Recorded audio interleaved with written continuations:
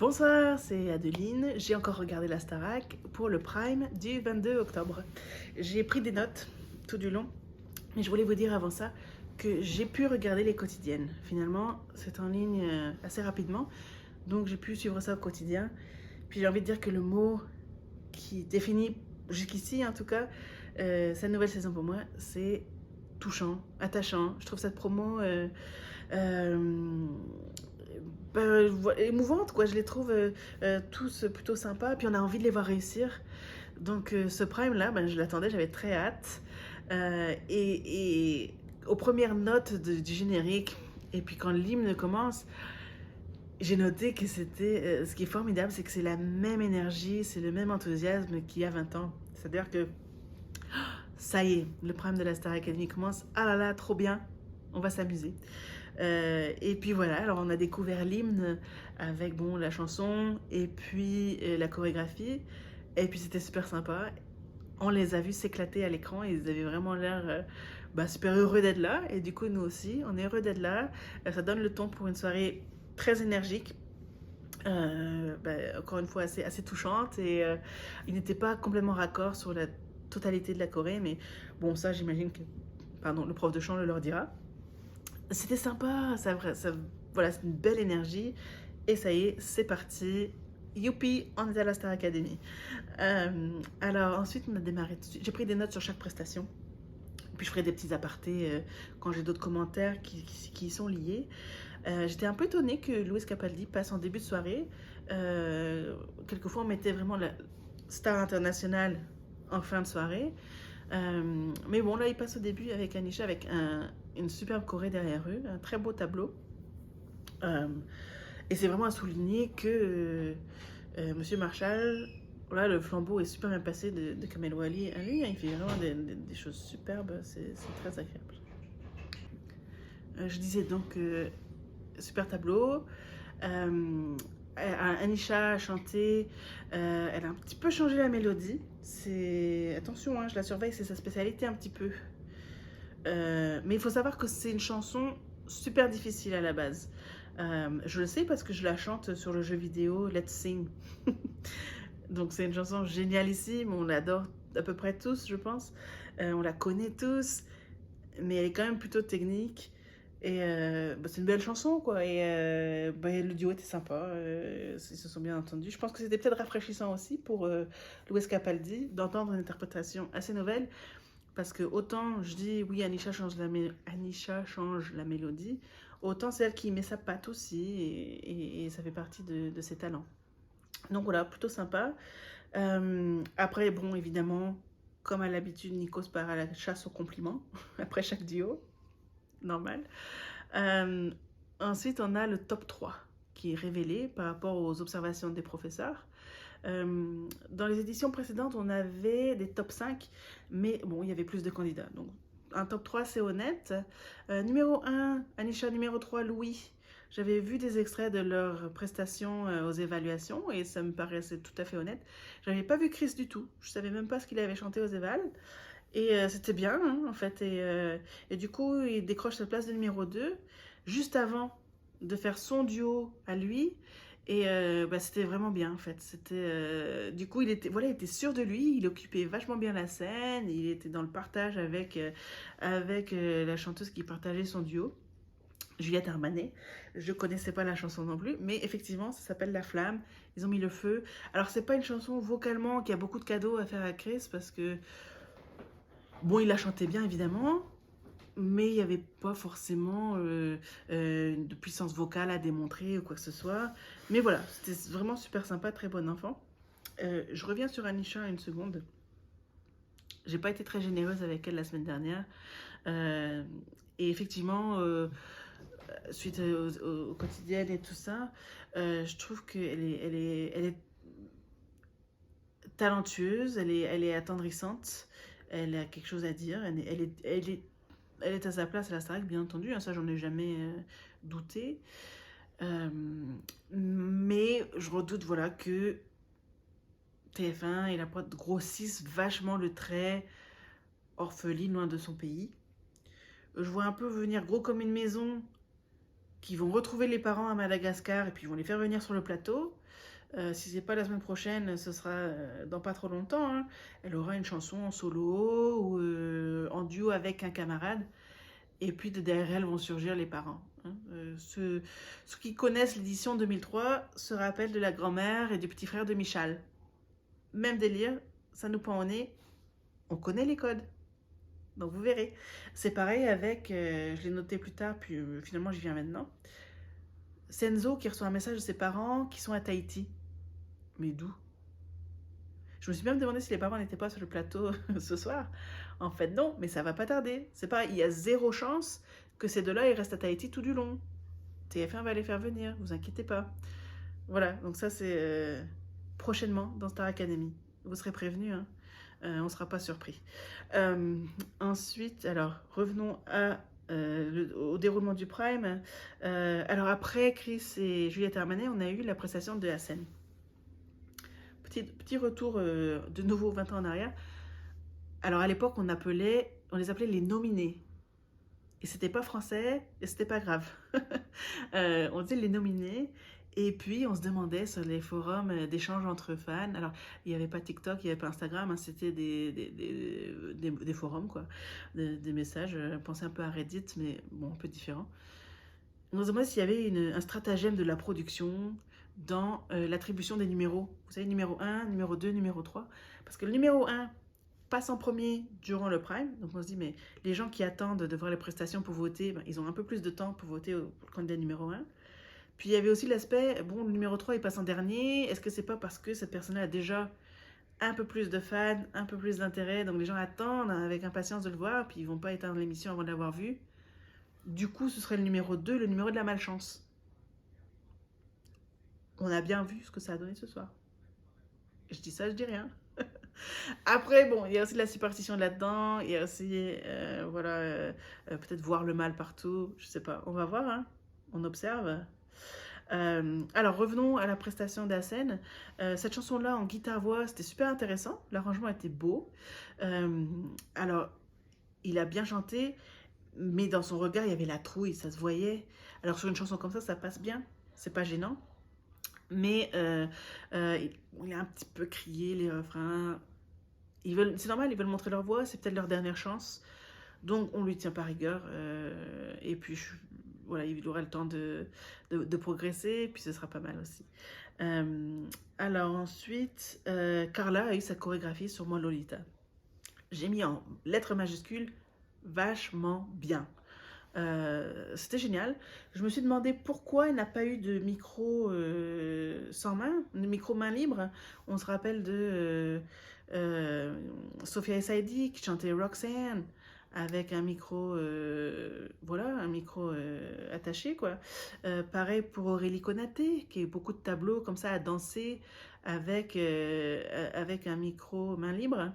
Et là, je trouve que ça m'a frappé parce que Carla, elle a fait un super beau taf, elle chantait bien aussi, mais quelquefois on l'entendait moins vis-à-vis des mouvements de sa main et de son visage, de la choré. Donc bon, mais à part ça, rien à redire, hein, elle a vraiment super bien géré, c'était nickel, bravo. Ensuite, on a eu la chanson I'll Never Love Again, issue du film Star is Born, chantée à la base par Lady Gaga. Déjà, voilà, la barre est haute. Et puis c'était alors entre Anisha, Léa et Enola.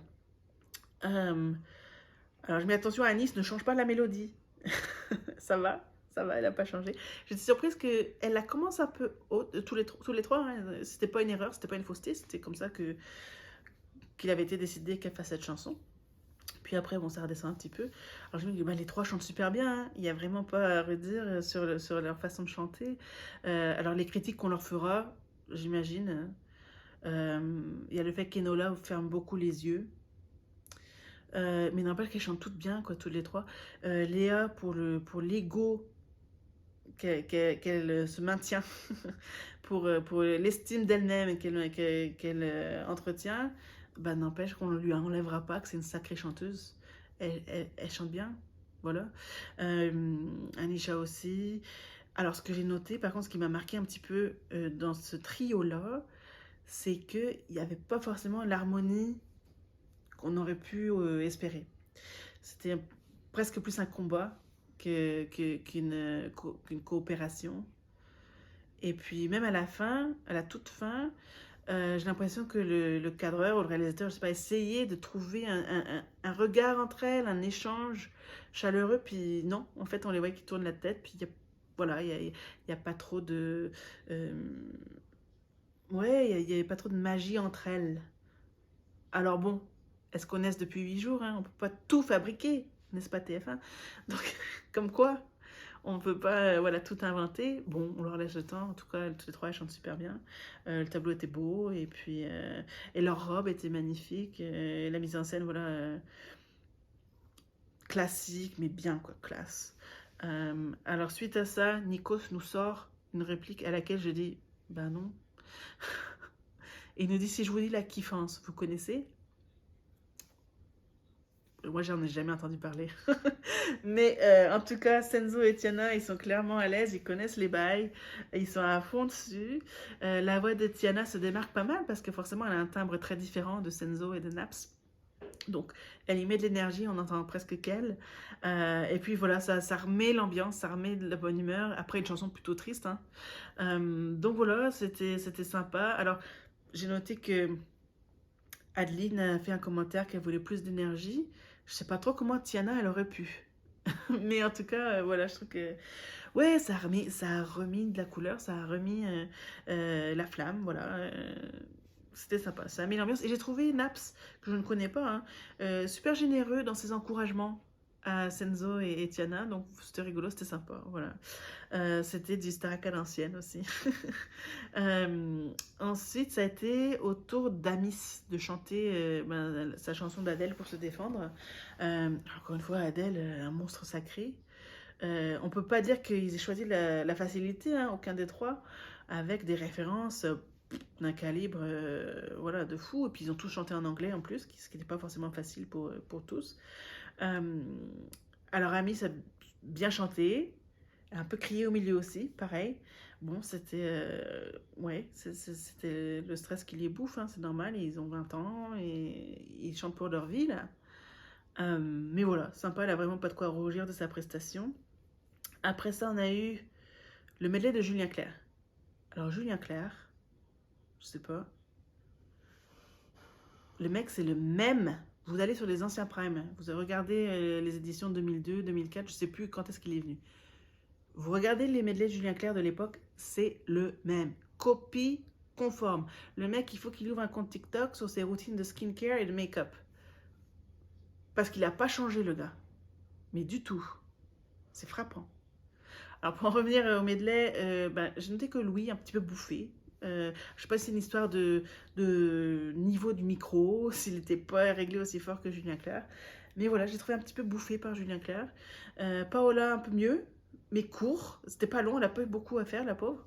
Et puis Anisha, bien, j'ai trouvé son entrée, c'était sympa, c'était pas mal. Et puis après, tous les trois, ils ont chanté Quand je joue. Julien Clerc, un petit peu faux au départ, il s'est rattrapé. Mais voilà, les candidats chantaient tous, et puis j'avais l'impression que c'était, voilà, que leur micro était réglé en mode choriste. Je sais pas si c'était voulu. C'était peut-être voulu, hein, peut-être que Julien Clerc, il a dit c'est moi la vedette. Mais ça m'étonnerait. Donc voilà, je sais pas, on verra hein, dans les semaines qui viennent si la qualité sonore augmente un petit peu. Alors juste après ça, on a eu Senzo, Chris et Stan sur Can't Stop the Feeling de Justin Timberlake. C'était génial. C'était génial. Le tableau était de fou. Il y en a un qui commence dans une voiture, l'autre sur le toit, l'autre en skateboard. Alors, déjà. Et puis, ça donnait de l'énergie, c'était plein d'énergie. En veux-tu, en voilà. Donc ça se voyait qu'il s'amusait en plus. En tout cas, il donnait l'impression de s'amuser. Il donnait l'impression que ça venait tout seul, que c'était facile. Il y avait une choré super entraînante et c'était vraiment beau à voir. C'était plein de couleurs. Leur costume était synchronisé aussi. Et bon, c'était rigolo, quoi. C'était, ouais, s'il y a un moment à retenir ou à réécouter de ce prime, ben ceux-là en font partie, en fait partie. C'était vraiment super agréable. Puis oui, ça se voit qu'ils s'entendent bien en plus. Voilà. Alors, c'était un petit peu hein, à l'opposé des trois filles qui ont chanté quelques minutes avant.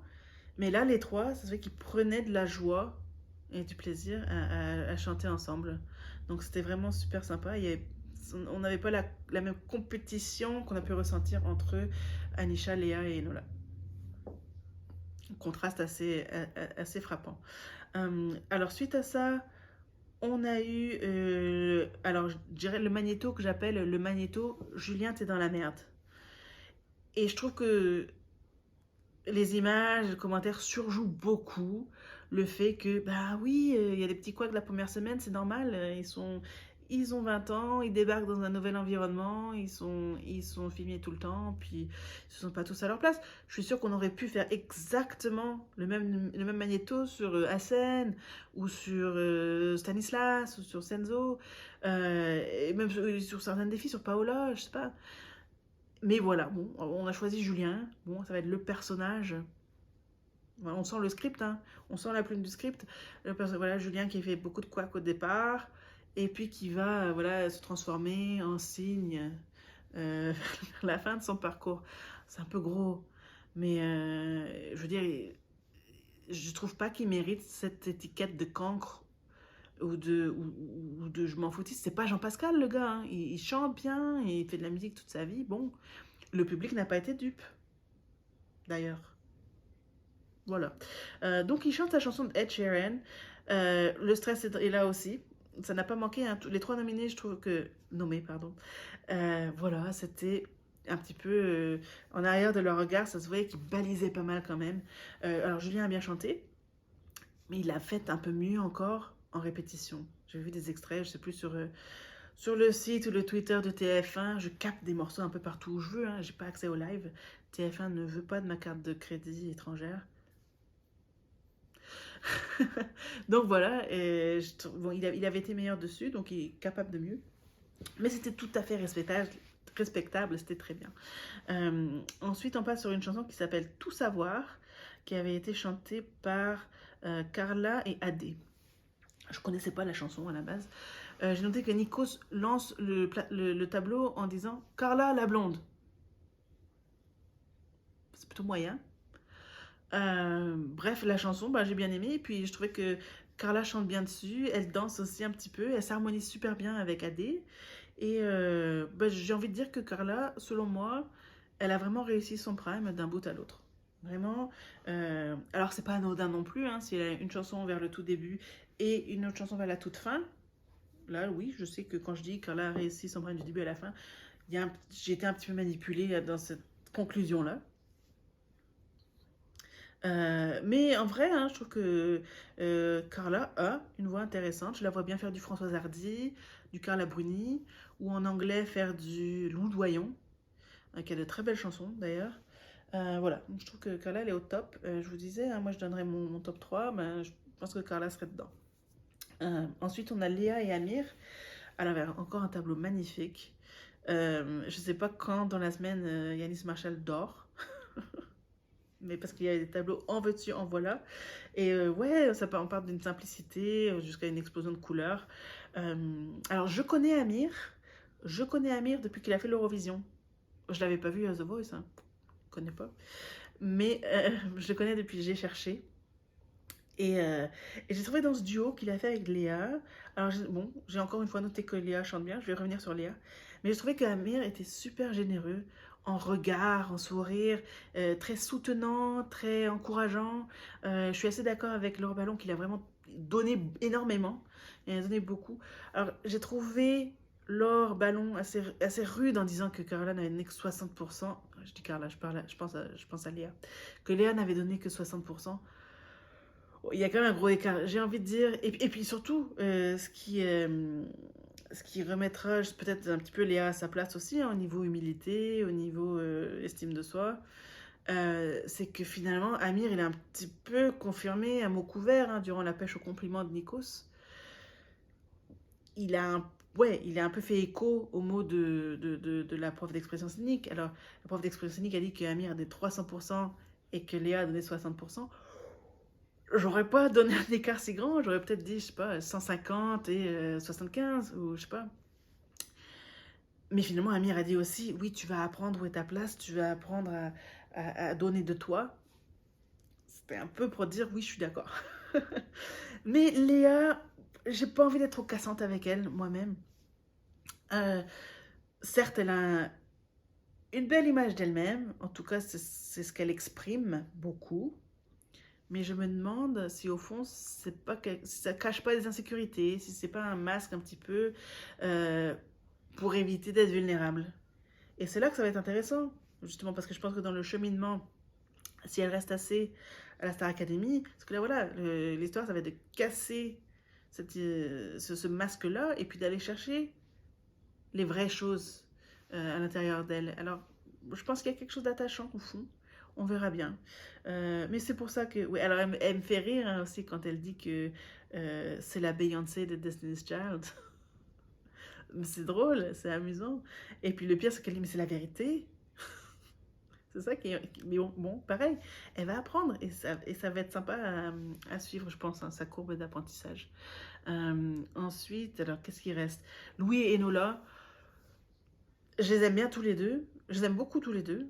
Et puis ça a donné l'occasion à Louis de chanter un petit peu sur Soprano, même parce que bon, il avait été autrement juste dans les collégiales et puis le medley avec Julien Clerc. Donc ça lui donne l'occasion de chanter un petit peu. À part ça, j'ai trouvé ce tableau-là un petit peu sans intérêt. Du fait que, bon, la meilleure amie qui débarque, bah, ça va, ça fait une semaine qu'ils se sont pas vus. Sur le plan émotion, on n'était pas rendu là. Ça fait que, ok, cool, tu vas ton ami d'enfance, ben, c'est bien, amuse-toi bien. Mais voilà, bon, sans plus. Alors, ce qui était un peu mieux, moi, que j'ai pas mal aimé, c'était le tableau, la collégiale pour les nommer, quand ils ont chanté On était beau de Louane. Je connais Louane, j'adore Louane. Et j'aime beaucoup cette chanson. Alors, au niveau musical, ce que je notais, c'est que quand ils chantaient leurs phrases en solo, l'un après l'autre, c'était bien, ça se sentait que c'était un message qu'ils voulaient faire passer à leurs camarades, sachant que l'un d'entre eux s'en allait. Et puis par contre, quand ils faisaient les refrains ensemble, ça manquait un petit peu de peps. C'était genre, euh, bon, quand c'est-ce que c'est mon tour. Mais bon, dans l'ensemble, c'était sympa. Puis on a vu que oui, Amis avait été assez ému par ça, assez touché. C'était voilà, c'était mignon, c'était sympa. Après, j'étais, mais au fait, il devait pas revenir, Julien Clerc? Parce que il me semblait que Nikos avait dit que Julien Clerc allait revenir. Puis là, il est l'heure de révéler les résultats. Julien Clerc n'est pas revenu. A-t-il été coupé faute de temps? Va-t-il revenir dans l'émission Retour au château? Alors, je ne vais pas commenter celle-là, hein, je la regarderai demain, mais ça c'est déjà assez long. Puis c'est la troisième fois que je l'enregistre parce que j'y connais rien. Donc, non. Mais voilà, bon, Julien Clerc n'est pas revenu. Nikos nous dit même qu'il va pas faire durer le suspense. Ça, c'est une grande nouveauté parce que d'habitude, il en fait des tonnes et des tonnes et on n'est pas à l'abri que ça revienne. Hein. Mais alors, c'est le même huissier qu'à l'époque. Ça m'a fait rire. Bravo la continuité. C'est le même huissier. Génial. Donc, Nico s'annonce que Julien est sauvé par le public. Ce qui est assez intéressant, c'est que dans les éditions passées, une fois que ça s'était annoncé, qu'on savait qui le public avait secouru, on avait les pourcentages de vote. Donc, par exemple, ça aurait noté, ça aurait dit, bon, je veux dire des nombres au hasard, Hassen 28%, Amis 12% et puis Julien 60%. Bon, je pense que on ne saura pas. Hein. Je ne vais pas dire que c'était écarté comme ça, je n'en sais rien. Mais voilà, mais on avait ça à l'écran et quand nous on l'avait, les candidats en plateau l'avaient aussi. Alors de là à se dire que certains candidats faisaient leur choix dans les deux restants vis-à-vis de ce que le public avait voté, l'air de dire tiens, un tel était plus populaire, donc je vais pas me faire d'amis si je choisis l'autre. Je vais mettre le public à dos si je choisis voilà, le dernier du vote. On ne sait pas, et puis il n'y en a aucun qui va avouer hein, maintenant. Mais bon, c'était un élément peut-être qui est entré en jeu, en tout cas quand il y avait des grosses hésitations. Par contre, bon, là, ce n'était pas le cas, et tant mieux, ça veut dire que ça venait vraiment, leur choix, il a été fait selon leurs propres convictions. Et c'était tendu, dis donc. Oh, on a rarement eu des égalités comme ça. Je me rappelle du sauvetage de Fabien par Isabelle dans la saison 2, parce que j'en avais voulu de ne pas avoir choisi Philippe. Je me rappelle encore 20 ans plus tard. mais c'était extrêmement rare, c'était d'une rareté pas possible. Il y en a eu d'autres, hein, quelques autres, mais vraiment une grande rareté. Alors que ça se produise à la première élimination, c'est à noter. Et puis c'était presque vraiment alterné. Alors il y avait 2 voix pour Hassen et puis 2 pour Amis. Et puis c'était vraiment un suspense de dingue. Je comprends maintenant que Nikos n'a pas fait durer auparavant. Alors après, bon, le pauvre Julien, il se retrouve dévasté de devoir faire un choix.